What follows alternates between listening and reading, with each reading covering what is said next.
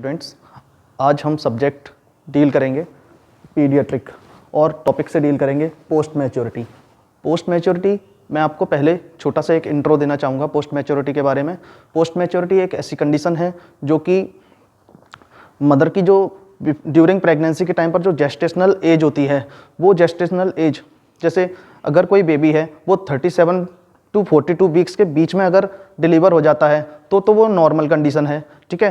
अगर 37 वीक्स से कम होता है तो वो प्री मैच्योरिटी की कंडीशन है। अगर 42 वीक्स के बाद होता है तो वो पोस्ट मैच्योरिटी वाली कंडीशन है। तो चलिए अब हम आते हैं अपनी डेफिनेशन पर। ये तो अभी मैंने जो बताया वो इंट्रो था, अब डेफिनेशन पर आते हैं, ठीक है। डेफिनेशन क्या कह रही है?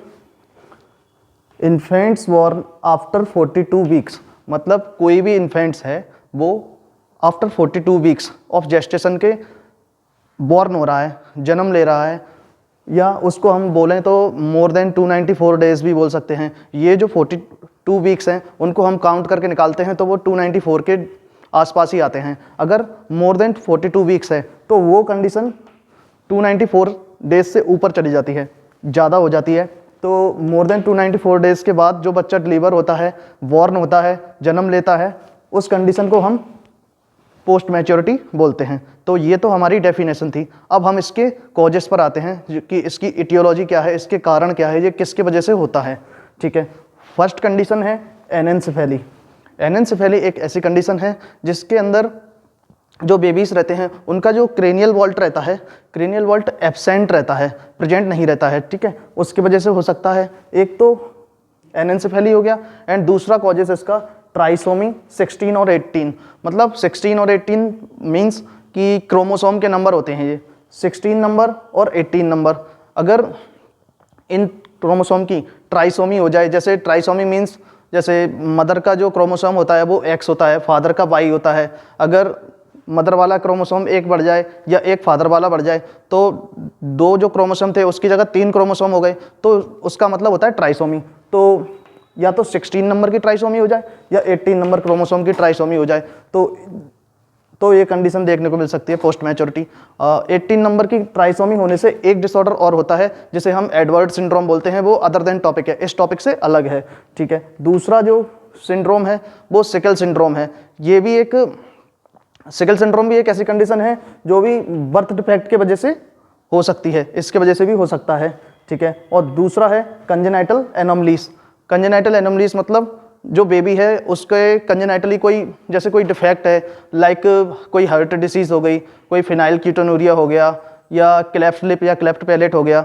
इस कंडीशन की वजह से भी पोस्ट मैच्योरिटी हो सकती है, क्योंकि इसमें क्या होता है, कंजेनाइटल एनोमलीज के अंदर बेबी की जो ग्रोथ है वो ग्रोथ रिटार्डेशन है, जो ग्रोथ वगैरह हो रही है बेबी की ड्यूरिंग दी जेस्टेशन के टाइम पर बिफोर बर्थ, वो स्लो हो जाती है। इसके वजह से भी पोस्ट मैच्योरिटी हो सकती है। और wrong estimation of gestational age, यो दूसरा कारण है, जैसे कि जो मैंने अभी पढ़ के बताया, wrong estimation of gestational as. जो भी जेस्टेशनल एज होती है, जो मैंने अभी बताया 37 टू 42 वीक्स होती है, इससे पहले वाला प्री मैच्योरिटी होता है या इससे बाद वाला पोस्ट मैच्योरिटी होता है। अगर उसका जब भी हम एक आकलन लगाते हैं, अनुमान लगाते हैं, वो अनुमान लगाने में हमसे गलती हो जाए या गलत अनुमान लग जाए तो उसको बोलते हैं wrong estimation of gestational as. इसके वजह से भी पोस्ट मैच्योरिटी हो सकती है, ठीक है। ये तो हमारे कॉजेस थे।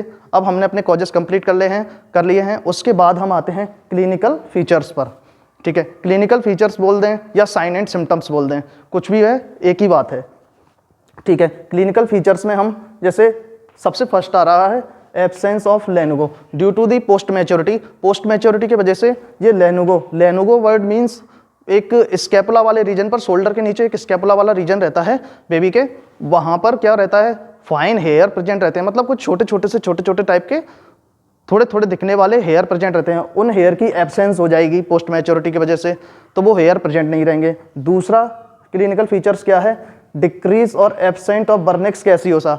एक वाइट कलर का पिगमेंट प्रेजेंट रहता है जो बेबी को प्रोटेक्ट करता है, वो उसकी भी डिक्रीज, या तो वो डिक्रीज कम हो जाएगा या एब्सेंट हो जाएगा, ठीक है। अदर क्लिनिकल फीचर्स पर आते हैं। लॉन्ग नेल्स, जो बेबी रहता है उसके नेल्स रहते हैं वो बड़े भी नेल्स हो सकते हैं। तो ये क्लिनिकल फीचर्स में हमने लॉन्ग नेल्स के बारे में पढ़ा। उसके बाद में हम आते हैं अबंडेंट स्काल्प हेयर, मतलब बर्थ के टाइम पर बेबी के जो स्काल्प वाला एरिया है, सिर वाला एरिया है, वहाँ पर क्या है, अबंडेंट स्काल्प हेयर, मतलब बहुत सारे हेयर प्रेजेंट रहेंगे।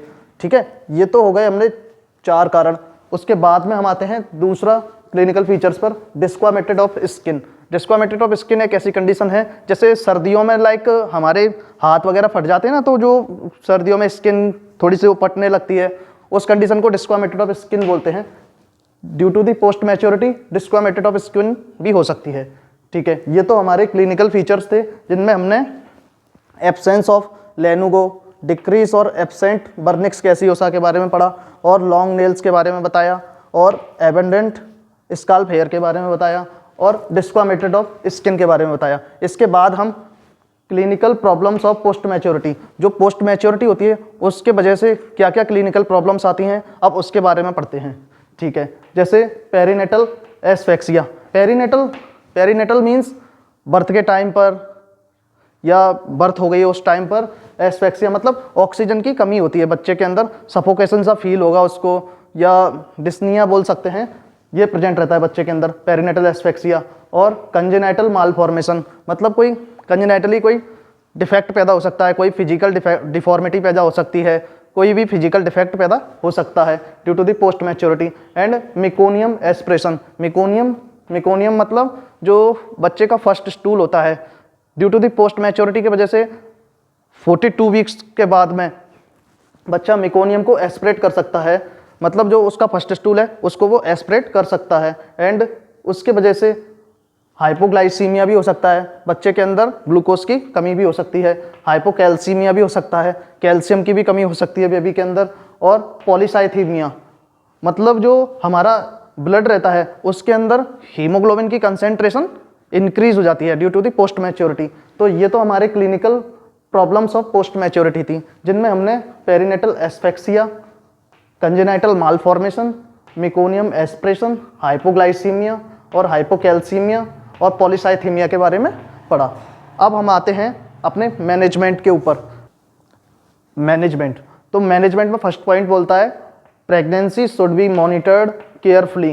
प्रेगनेंसी जो भी होती है, जो भी जेस्टेशनल एज होती है, उसको हमको केयरफुली मॉनिटर्ड करना चाहिए ड्यू टू दी, किसके लिए, जिससे कि प्लेसेंटल का फंक्शन, फॉर प्लेसेंटल फंक्शन के लिए, मतलब प्लेसेंटल के फंक्शन को देखने के लिए। अगर हम ज़्यादा मतलब गलत चेक कर लेंगे प्रेगनेंसी को कि जेस्टेशन हमने ज़्यादा देख लिए, कम देख लिए, तो प्लेसेंटल फंक्शन में कोई एबनॉर्मेलिटी हो सकती है। तो प्लेसेंटल फंक्शन को ठीक से देखने के लिए, फीटल वेलबीइंग के लिए, मतलब जो बच्चा वोम के अंदर, मदर के यूट्रस के अंदर जो बेबी है उसकी वेलबीइंग के लिए, वो ठीक है या नहीं, वो ग्रोथ ठीक से कर रहा है या नहीं, उसके लिए हम ये करते हैं। Pregnancy should be monitored carefully for placental function और फीटल वेल बीइंग के लिए। ठीक है, ये तो फर्स्ट पॉइंट था। अब आते हैं सेकंड पॉइंट पर।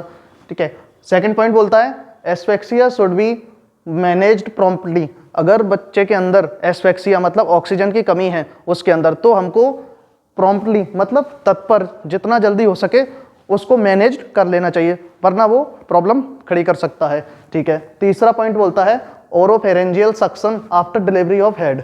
मतलब ओरोफेरेंजियल एक फेरेंक्स होता है हमारा, फेरेंक्स का एक पार्ट होता है। फेरेंक्स के 3 पार्ट होते हैं, एक तो नेजोफेरेंक्स होता है, एक ओरोफेरेंक्स होता है, एक लैरिंजोफेरेंक्स होता है। ठीक है, जिसमें जो सेकंड वाला पार्ट होता है ओरोफेरेंक्स, उसका suction after delivery of head, जब भी बेबी की डिलीवरी हो रही है, जब हेड डिलीवर होता है उसी टाइम पर ओरोफेरेंजियल सक्शन करना है। ठीक है, उसके बाद में glottis suctioning after birth. Glottis एक लेरेंक्स का पार्ट है। ये ग्लोटिस सक्शनिंग जब करनी पड़ती है तब बच्चा मेकोनियम को एस्प्रेशन कर लेता है, जब फर्स्ट स्टूल एस्प्रेट कर लेता है। ये ग्लोटिस जो पार्ट है वो हमारा वोकल कॉर्ड से कंसिस्ट होता है, मतलब वोकल कॉर्ड से मिलकर बनता है। ठीक है, तो उसकी सक्शनिंग करनी है। ठीक है, उसके बाद स्क्रीनिंग ऑफ ब्लड ग्लूकोज। अभी मैंने आपको बताया ना क्लिनिकल प्रॉब्लम्स के अंदर कि हाइपोग्लाइसीमिया हो जाता है, बेबी के अंदर ग्लूकोज की कमी हो जाती है, तो उसके लिए हमको ब्लड ग्लूकोज को चेक करना है बच्चे के। देन अर्ली फीडिंग, मतलब हाइपोग्लाइसीमिया से प्रिवेंट करने के लिए बेबी को अर्ली फीडिंग, जितनी जल्दी हो सके उतना जल्दी हम फीडिंग दे सकते हैं बेबी को, जिससे कि बेबी के अंदर हाइपोग्लाइसीमिया प्रिवेंट कर सकें और आगे कभी एबनॉर्मेलिटी ना हो। और दूसरा जो मैनेजमेंट है to prevent dryness of skin मतलब स्किन की ड्राइनेस को प्रिवेंट करने के लिए, जो स्किन पर ड्राई सा हो रहा था उसको प्रिवेंट करने के लिए, जैसे डिस्क्वामेटेड ऑफ स्किन, मतलब स्किन जो खाल वगैरह थी, स्किन वगैरह थी वो उपट रही थी, उसको प्रिवेंट करने के लिए हम उस स्किन पर अप्लाई करते हैं, ऑयल अप्लाई करेंगे और कोल्ड क्रीम अप्लाई करते हैं। ठीक है, ये तो आज हमारा टॉपिक था पोस्ट मैच्योरिटी, जिसमें हमने इसकी डेफिनेशन के बारे में पढ़ा। डेफिनेशन में क्या था कि 42 वीक्स ऑफ जेस्टेशन के बाद जब बेबी डिलीवर होता है उसको हम पोस्ट मैच्योरिटी बोलते हैं। ठीक है, कॉजेस के अंदर हमने एनेन्सेफेली के बारे में पढ़ा, ट्राइसोमी ऑफ 16 और 18 की वजह से हो सकता है, सेकेल सिंड्रोम की वजह से हो सकता है, कंजेनाइटल मालफॉर्मेस एनोमलीज की वजह से हो सकता है, and wrong estimation of gestational as की वजह से हो सकता है। क्लिनिकल फीचर्स में हमने ये पढ़ा, एब्सेंस ऑफ लेनुगो, डिक्रीज और absent vernix caseosa, long nails, abundant scalp hair और डिस्क्वामेटेड ऑफ स्किन। फिर उसके बाद में हमने क्लिनिकल फीचर्स के बाद में clinical problems post maturity, due to the post maturity के बाद में क्लिनिकल प्रॉब्लम्स क्या क्या होती हैं उसके बारे में डील किया, जैसे पेरीनेटल एस्फेक्सिया हो गया जिसमें ऑक्सीजन की कमी हो जाती है बेबी के अंदर। ठीक है, कंजेनाइटल मालफॉर्मेशन, कोई डिसऑर्डर प्रेजेंट रहता है कंजेनाइटली। मेकोनियम एस्पिरेशन, मतलब जो बेबी का फर्स्ट स्टूल रहता है उसका एस्पिरेशन हो जाता है, वो पढ़ा हमने इसके बारे में। और हाइपोग्लाइसीमिया के बारे में बताया, हाइपोकैल्सीमिया के बारे में बताया, पॉलीसाइथीमिया के बारे में बताया, जिसके अंदर जो ब्लड रहता है उसमें हीमोग्लोबिन का कंसेंट्रेशन ज़्यादा हो जाता है। ठीक है, और फिर उसके बाद हमने मैनेजमेंट के बारे में पढ़ा। मैनेजमेंट में हमने पढ़ा pregnancy should be monitored carefully for placental function और फीटल वेलबींग, मतलब प्रेगनेंसी को अच्छे से मॉनिटर करना चाहिए फॉर फीटल वेलबींग के लिए और प्लेसेंटा के अच्छे फंक्शन के लिए।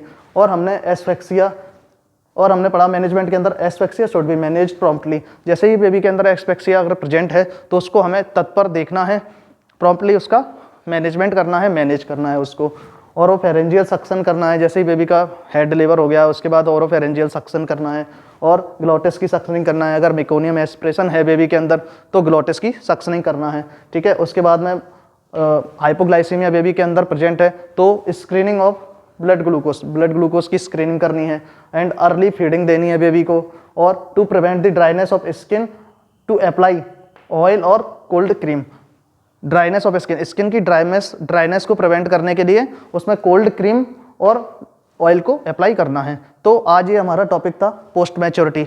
इससे रिलेटेड आपको कोई भी डाउट हो तो आप कमेंट बॉक्स में अपने कमेंट दे सकते हैं। Thank you.